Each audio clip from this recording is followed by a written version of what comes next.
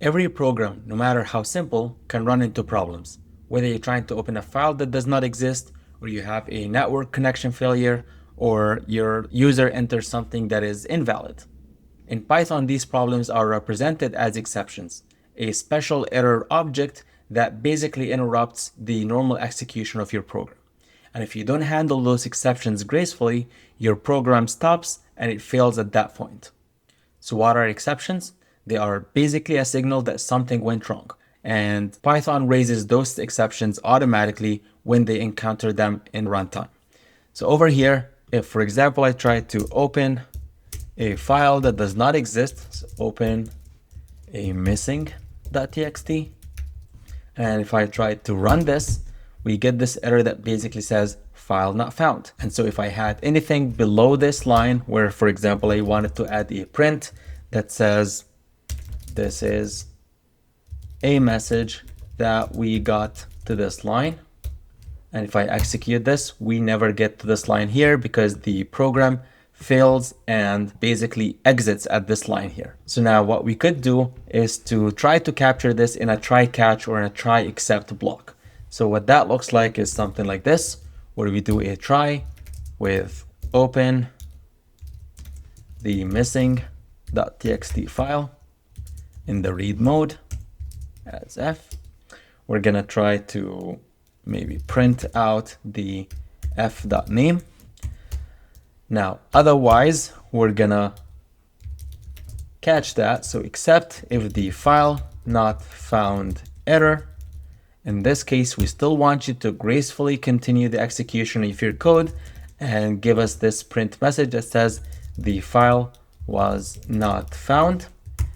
And just to make sure that we're actually gracefully handling that exception, if I try to add a print statement here that says we got to this line and we execute the cell, here we go, we get the first print that basically says the file was not found. However, the program did not fail, did not exit the execution at this line. Instead, it continued on with the rest of our code, which in our case was the second print line that indicates that we got to that line.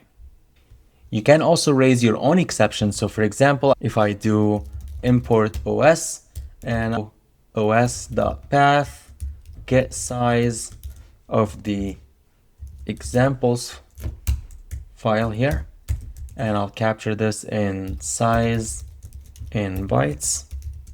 If we print this out, we can see that the size of this file here is 152.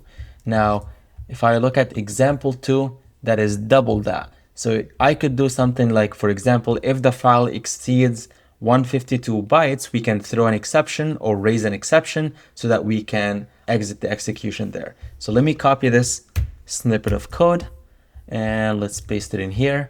And I'll create a new variable. We'll call this file path, which in this case would be example2.txt.